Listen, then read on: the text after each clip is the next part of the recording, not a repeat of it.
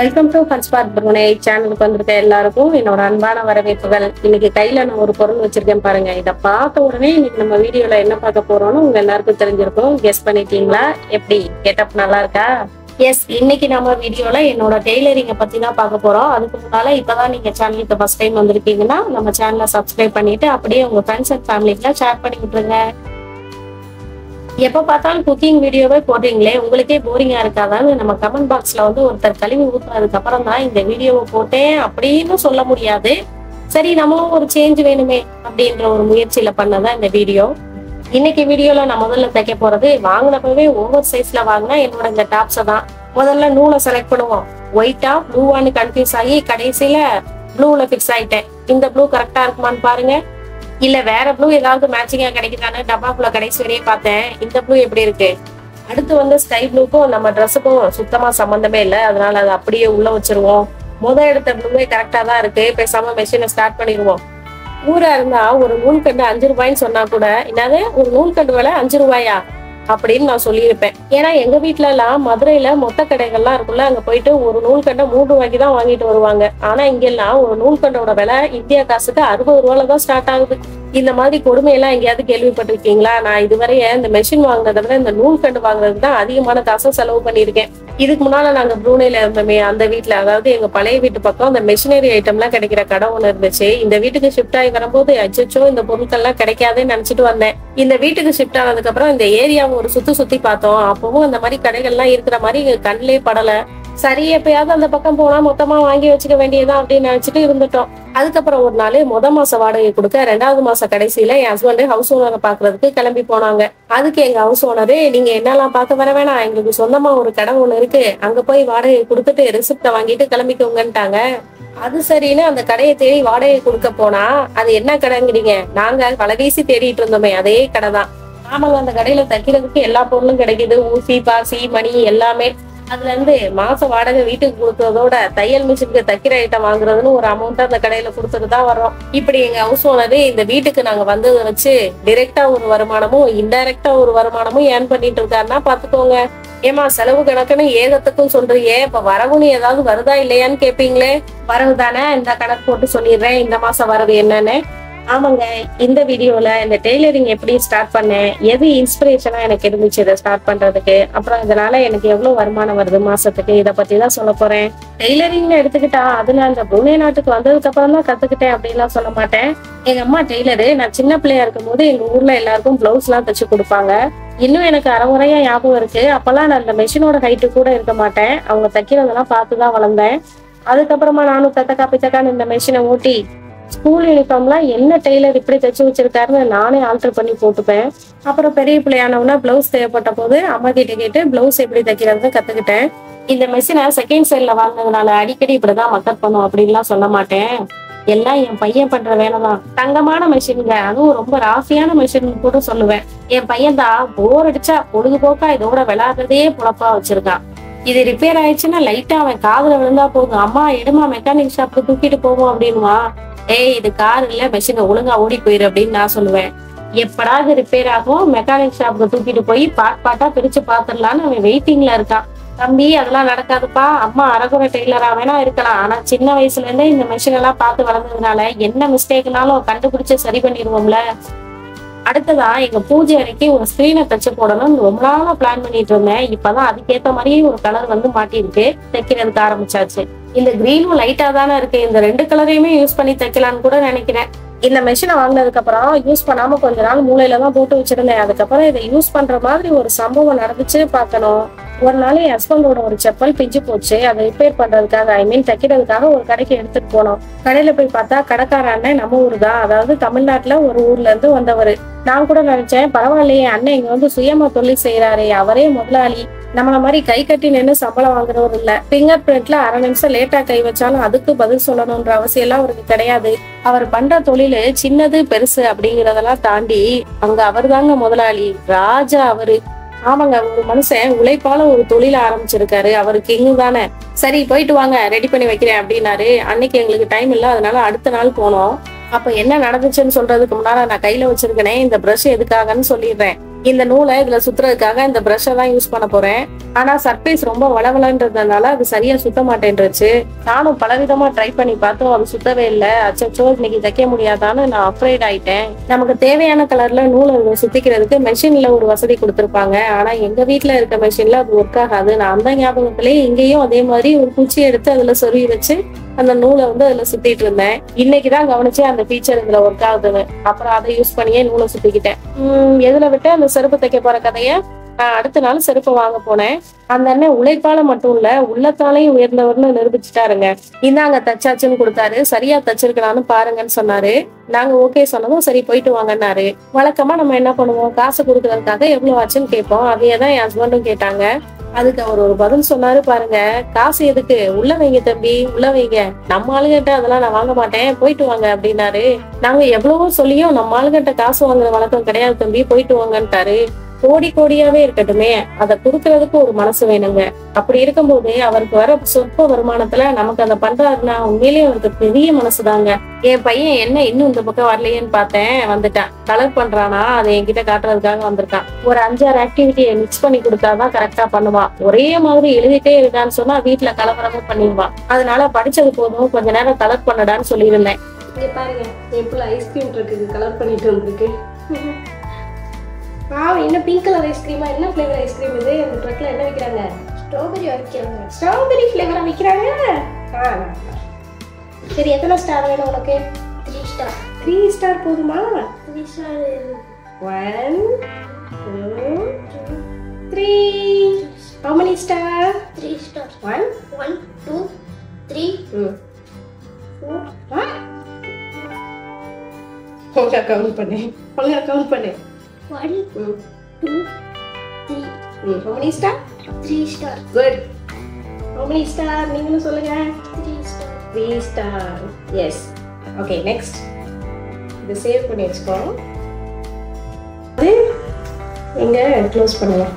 Next என்ன, இந்த ஆட்டோக்கு colour பண்ண போறோம். எல்லோ கலர் ஆட்டோவா? இப்பவே தெரியுதா உனக்கு? Okay, welcome.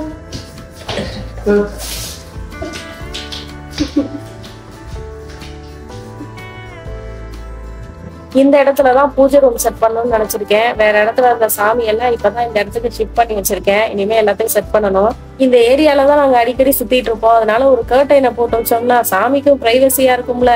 இது எவ்வளவு ஹைட் இருக்குன்னு பார்க்க வந்தேன். ஏன்னா அந்த ஹைட்டுக்கு நம்ம அந்த கர்டைனை மடிச்சு தச்சிடலாம். கனெக்ட் பண்ணுங்க பாட்ல. எங்க இருக்கு இது? பாட். இது என்னது? பாட். கனெக்ட் பண்ணுங்க. பென்சில் கொடுத்துருக்கேன்ல, பென்சில் எது கொடுத்துருக்கேன், கனெக்ட் பண்ணுங்க. பாட் கனெக்ட் பண்ண. என் பையன் ஃபர்ஸ்ட் லெட்டர்ஸ் எல்லாம் எழுதுனா, அதுக்கப்புறம் கொஞ்ச நேரம் கலர் பண்ணா, இப்ப அடுத்த புக்கை எடுத்து வச்சிருக்கான் பாருங்க. தலைவர் ஒரே நாள்ல 7-8 புக்கு படிப்பாரு. நம்மளெல்லாம் சரியா எழுதலைன்னு வச்சுக்கோங்க, 100 டைம் எழுதி பிராக்டிஸ் பண்ணுன்னு சொல்லுவாங்க. ஆனா இவங்கிட்ட அந்த கதையெல்லாம் ஆகாதுங்க. 10 நிமிஷத்துக்கு மேல ஒரு விஷயத்த எஃபெக்டிவா பண்ண மாட்டான். அதனால எவ்ரி 15 மினிட்ஸ்க்கு ஒரு ஆக்டிவிட்டியே செட் பண்ணி வச்சிருப்பேன். ஒரு நாளைக்கு 4 அல்லது 5 ஆக்டிவிட்டியே சூஸ் பண்ணி வச்சிருப்பேன். அதை எவ்ரி 10 or 15 மினிட்ஸ்க்கு ஒன்ஸ் மாத்திக்கிட்டே இருப்பேன். இந்த ஆஃப்டர்நூன் டைம்லாம் எங்க வீட்டுல என்ன நடக்கும்னு நினைக்கிறீங்க? இவனோட இந்த போராட்டம் தான் நடக்கும். இன்னும் அந்த பாட்டையும் இந்த பியையும் கனெக்ட் பண்றானான்னு பாருங்களேன். என் பையனுக்கு ஆன்சர் எல்லாம் தெரியுங்க, ஆனா கொஸ்டினை புரிஞ்சுக்கிறதுலதான் கஷ்டப்படுவான். சில இடத்துல ஆன்சரை டிக் பண்ண சொல்லுவாங்க, சில இடத்துல சர்க்கிள் பண்ண சொல்லுவாங்க, சில இடத்துல இந்த மாதிரி கனெக்ட் பண்ண சொல்லுவாங்க. எங்க எதை பண்ணணும்ன்றதுலதான் கன்ஃபியூஸ் ஆயிடுவான். பி பார்ட் பாட்டுன்னு தெரியுது, ஆனா அதை எப்படி பேப்பர்ல பிரசன்ட் பண்றதுன்னு தெரியல பாருங்க. இவன் இன்னைக்குள்ள அந்த லைனை டிரா பண்ணிக்க மாட்டான், நம்மளே வரைஞ்சு விட்டுற வேண்டியதுதான். பரவாயில்ல, ஸ்டார்ட் பண்ணி விட்டவன புரிஞ்சுக்கிட்டான், அடுத்ததெல்லாம் அவனே பண்ணிட்டான். நல்லா பண்ணிட்டு இருப்பான். திடீர்னு பார்த்தா அப்படியே ஸ்டாப் ஆயிடுவான். கையை இதுக்கு மேல ஒர்க் ஆகாது, பென்சில் எழுதாது. அப்பவே நம்ம புரிஞ்சுக்கணும், டிஸ்ட்ராக்ட் ஆயிட்டா, நம்ம அடுத்த ஆக்டிவிட்டிக்கு போயிடணும் அப்படின்னு. இன்னைக்கு இவனுக்கு இன்ஸ்ட்ரக்ஷன் சொல்லியே 10 நிமிஷம் ஆயிடுச்சு. தொண்டை தண்ணியெல்லாம் வத்தி போச்சு. இன்னும் எழுதுறானான்னு பாருங்களேன். சன் எங்க? குட். கனெக்ட் இஸ் எங்க? கனெக்ட் சன். Good, very good. இன்ஸ்ட்ரக்ஷனை ஷனமி, அம்மா என்ன சொல்றேன்னு இன்ஸ்ட்ரக்ஷனை கேட்கணும். ஃபர்ஸ்ட் அதை பண்ண போக கூடாது. அம்மா சொல்ற இன்ஸ்ட்ரக்ஷனை கேட்கணும். அம்மா என்ன சொல்றாங்கன்னு கேட்டுட்டு அதுக்கப்புறம் பண்ண போகணும். சரியா? காதுல வாங்கிக்கோ அம்மா என்ன சொல்றேன்னு. இது என்னது? Tiger. Tiger. Tiger. Good. Connect. Yes. Tiger. என்ன சொல்றோம்னு இவன் காது கொடுத்து கேட்கறதுக்கே 10 நிமிஷம் ஆயிடுச்சு. அடுத்து 2 புக் ரெடியா இருக்கு பாருங்க. இந்த ஹிடன் பிக்சர் புக் இருக்குல்ல, இதை இன்னைக்குதான் ஃபர்ஸ்ட் டைம் ஸ்டார்ட் பண்ண போறோம். நம்ம சின்ன வயசுல எல்லாம் இது பண்ணிருப்போம். இது பண்றதுக்கு ரொம்ப இன்ட்ரெஸ்டிங்கா இருக்கும். ஷனுக்கு இது சொல்லி கொடுத்துட்டோம்னா அவனும் நல்லா பண்ணுவான்னு நினைக்கிறேன். இன்னொரு book dotted lines book, letters எழுதுறதுக்கு. இங்க இருப்பான், அப்புறம் பென்சில் எடுக்க போறேன், எரேசர் எடுக்க போறேன், ரூமுக்குள்ள போவான். போயிட்டு வந்த உடனே அந்த கிளாஸ்ல வந்து ஃபாக் ஆயிடும், அது மறைச்சிடும். படிச்சுட்டு இருக்கும் போது அதை கழட்டி தொடச்சிட்டு இருக்க முடியாது, அதனால எக்ஸ்ட்ரா கிளாஸஸ் எல்லாம் எடுத்து வச்சுட்டேன். இந்த ஏசி ரூம்குள்ள போயிட்டு வந்தாவே இந்த கிளாஸ் போட்டுருக்கவங்களுக்கு இது ஒரு பிரச்சனைங்க. அதனால எக்ஸ்ட்ரா கிளாஸ் எல்லாம் நான் ரெடியாவே வச்சுக்கிறது. அந்த நேரத்துல கழட்டி தொடச்சு விட்டு வந்தாலும் அது ஒரு டிராமாவா இருக்கும். அது கொஞ்ச நேரம் ஆயிடும். இந்த கர்டைனை மாத்துறதுக்கு அதுல ஆணி அடிக்கணும்ல, அதுக்கு சுத்தியல் எங்கனே ஹஸ்பண்டுக்கு கால் பண்ணி கேட்டேன். அவங்க சொன்னாங்க, இதுக்கெல்லாம் சுத்தியல் எடுத்துட்டு போகாத, அப்புறம் கையில அடிச்சு கையை உடச்சுக்கிறாத அப்படின்னு. ஆமாமா, இதெல்லாம் ஒரு பெரிய விஷயம் இல்லதான். இதுக்காக பெரிய ஆயுதத்தான் தூக்க கூடாது. எங்க வீட்டுல ஒரு பெரிய சைஸ் கத்தி இருக்கும், அதோட கைப்பிடி கொஞ்சம் ஸ்ட்ராங்கா இருக்கும். அதை வச்சு அந்த ஆணியெல்லாம் அடிச்சுட்டேன். இது பினிஷிங் கிடையாது, ஜஸ்ட் வச்சு பார்த்தேன். இதுக்கு மேல அந்த கிரீன் கலர்ல இன்னொரு டிசைன் வந்து போடலான்னு இருக்கேன். இப்படி மொக்கையா கர்டைன் தைக்கிற அளவுக்கு அவ்வளவு வெட்டியாவா நீ இருக்கேன்னு கூட நீங்க நினைப்பீங்க. இந்த மாசம் துணியெல்லாம் தைக்கிறதுக்கு கொஞ்சம் ஒர்க்கா செஞ்சுச்சு. அதை நான் தச்சதுல ஒரு இந்தியா காசுக்கு ஒரு 1700 ரூபாய் இன்கம் வந்துச்சு. அதை வச்சு நான் பெருசா கோட்டையெல்லாம் ஒன்றும் கட்டிட போறதில்ல. இருந்தாலும் எனக்கு ஒரு மன நிறைவு. நான் செருப்பு தைக்க போனப்ப அந்த அண்ணன் எங்ககிட்ட காசு வாங்க மாட்டேன்னு சொல்லிட்டாங்கன்னு உங்ககிட்ட சொன்னேன்ல, அன்னைக்குதான் எனக்கு வந்து நம்மளும் ஏதாவது பண்ணணும்னு தோணுச்சு. வீட்டுக்கு வந்துட்டு மூளையில கிடந்த மெஷினை எடுத்து தூசி கட்டி ரெடி பண்ணி வச்சுட்டு அன்னைக்குதான் நான் சேனல்ல முத போஸ்ட் போட்டேன், இங்க வந்து ட்ரெஸ் எல்லாம் ஆல்டர் பண்ணி தரப்படும் அப்படின்னு. இருந்தாலும் நான் சொன்னேன்ல, அந்த அண்ணன் அளவுக்கு எனக்கு பெரிய பரந்த மனசு இல்லதான். உலகத்துல எவ்வளவோ வள்ளல்கள் இருந்தாலும் வள்ளல் பாரி அப்படின்றவரு ஒருத்தர் தான். நம்ம கிட்ட கோடி ரூபாய் இருக்கும் போது அதுல ஒரு 10 ரூபாய் எடுத்து கொடுக்கறதுக்கும் 100 ரூபாயில ஒரு 10 ரூபாய் எடுத்து கொடுக்கறதுக்கும் வித்தியாசம் இருக்குங்க. உண்மையிலே அவர் கோடியில் ஒருவர் தாங்க. அவர் தாங்க நான் டெய்லரிங் ஸ்டார்ட் பண்றதுக்கு எனக்கு இன்ஸ்பிரேஷன். அவர் அளவுக்கு எனக்கு பெரிய மனசு கிடையாது. இருந்தாலும் மந்த்லி டார்கெட் எல்லாம் வச்சு இந்த டெய்லரிங்ல சம்பாதிச்சணும் அப்படின்னு நான் நினைக்கல. இந்த ட்ரெஸ்க்கு இவ்வளவு அப்படின்ற பிக்ஸ் பிரைஸ் எல்லாம் வச்சுக்கிறது இல்ல. ஏதோ உங்களால முடிஞ்சதை கொடுத்துட்டு போங்க அப்படின்னு தான் சொல்லியிருக்கேன். அதனாலதான் நமக்கு இனிஷியலா வந்த கமெண்ட்ல நீங்க எவ்வளவு சார்ஜ் பண்றீங்க அப்படின்னு கேட்டதுக்கு என்னால பதில் சொல்ல முடியல. ஒன்னும் பிரச்சனை இல்லை, நீங்க வாங்க, நீங்க $1 கொடுத்தாலும் எனக்கு சந்தோஷம் தான். ஆனா அதையும் வாங்கக்கூடாதுன்னு நினைச்சேன். ஆனா இந்த ஊர்ல இந்த டெய்லரிங்க்கு யூஸ் பண்ற பொருட்களோட விலை எல்லாம் கொஞ்சம் அதிகமாவே இருக்குங்க. கூடவே இன்னொரு விஷயம் இருக்கு, அதை சொன்னா நீங்க ஏன் அப்படி சொல்றீங்க, அப்படி எல்லாம் சொல்லாதீங்க அப்படின்னு கூட நீங்க சொல்லுவீங்க. ஆனா நீங்க சொல்லனாலும் அதான் நெசம். எங்க வீட்டுல நானே ஓசிச்சோறுதான். என் பையன் இந்த ஸ்கிப்பிங் ரோப் எடுத்துட்டு வந்தான். நம்ம தான் பள்ளி பருவத்திலே இதுல பல பிரைஸ் வாங்கியிருக்கோமே, அதனால ஸ்கிப்பிங்க போட்டு காட்டியாச்சு அவனுக்கு. இவ்வளவு நேரம் இதை வச்சுட்டு ஏதோ முறுக்கு சுட்டுட்டு இருந்தான். ஓ, இதை இப்படித்தான் விளையாடணுமான்னு பார்த்துட்டு ஷாக் ஆயிட்டான். அவனும் சுத்தணுமா, இருடா கயிறை கொஞ்சம் சின்னதாக்கி தரேன். அட பாருடா, ட்ரை பண்ணிட்டா. இவன் பண்றதை பார்த்தா எனக்கு சிரிப்பா தான் வருது. ஆனா இதுல நோட் பண்ண வேண்டிய ஒரு விஷயம் ஒண்ணு இருக்குங்க. முன்னாலலாம் என் பையன் ஒருத்தர் பண்றதை பார்த்து அப்படியே காப்பி பண்ண தெரியாது அவனுக்கு. ஆனா இப்ப நான் எப்படி பண்ணேன்னு பார்த்துட்டு அந்த ரோப்பை எப்படி பிடிச்சிருக்கேன், எப்படி ஜம்ப் பண்ணேன் அப்படின்னு பார்த்துட்டு அதை பண்ண ட்ரை பண்றான் பாருங்க. என் பையன் ஃபர்ஸ்ட் காப்பி பண்ண விஷயம் என்னன்னா தொழுகை. ஒரு டைம் ரம்ஜானுக்கு எங்களை ஒரு ஃப்ரெண்டு இன்வைட் பண்ணியிருந்தாங்க அவங்க வீட்டுக்கு. அப்ப அங்க வந்து ஒரு 5 பேர் ஒன்னா தொழுதுட்டு இருந்தாங்க.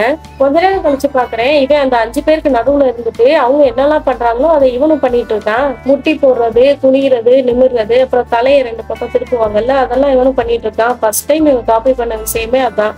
சைலண்டா அதை நாங்க போட்டோ எடுத்து வச்சுக்கிட்டோம். இன்னும் எங்களுக்கு அது மெமரபிளா இருக்கும். இவன் காப்பி பண்றது இல்லைன்னு சொல்றல, ஆனா இவனுக்கும் யூனிக்னஸ் இருக்குங்க. இவன் யாரையும் காப்பி பண்றதுல பாக்குறது இல்ல. அதனால எல்லா திங்ஸையுமே இவன் ஓனா கிரியேட் பண்றான். இவனுக்கு ஓன் திங்கிங் வந்து அதிகமா இருக்கு. அதனால மத்தவங்களை கவனிச்சா தானே அதை எப்படி பண்ணணும்னு தெரியும். இவன் தான் யாரையுமே கவனிக்கிறது இல்ல, காப்பி பண்றது இல்லையே. அதனால அவனுக்கு தெரிஞ்ச வரைக்கும் அதை பண்ணி வச்சிடறான். அது சில டைம் உலகம் ஒரு பக்கம், இவன் மறுபக்கம் மாதிரி பயங்கர கிரியேட்டிவாவும் ரொம்ப டிஃபரெண்டாவும் முடிஞ்சிருதுங்க. இவன் இதை இப்படி யோசிச்சிருக்கான் பாருங்களேன் அப்படின்னு நாங்க நிறைய டைம் ஆச்சரியப்பட்டிருக்கோம் அவனை பார்த்து. அப்படி ஒரு அதிசயமான ரேர் பீஸ் தான் நீங்க இப்ப பாத்துட்டு இருக்கீங்க.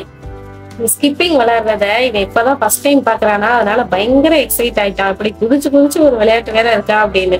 குழந்தைங்களுக்கும் ஸ்ட்ரெஸ் எல்லாம் இருக்குங்க. படிச்சு முடிச்சோன்னா கொஞ்ச நேரம் அப்படி வெளியே விளையாட விட்டா ஈவினிங் நல்லா ஜாலியா இருக்கான். இல்லைன்னா பயங்கர ஸ்ட்ரெஸ்ஃபுல்லா இருக்கான். ஸ்கிப்பிங் விளையாடுறத பார்த்துங்க அந்த வானத்துக்கே பொறுக்கல, மழை வந்துச்சு. நான் வீட்டுக்கு போறேன். வீடியோட எண்டுக்கு வந்துட்டோம். இந்த வீடியோ உங்களுக்கு பிடிச்சிருந்துச்சுன்னா லைக் பண்ணுங்க, சேனலை சப்ஸ்கிரைப் பண்ணிக்கோங்க, ஃப்ரெண்ட்ஸ் அண்ட் ஃபேமிலிக்கெல்லாம் ஷேர் பண்ணுங்க. மீண்டும் அடுத்த வீடியோவில் சந்திப்போம். பாய்.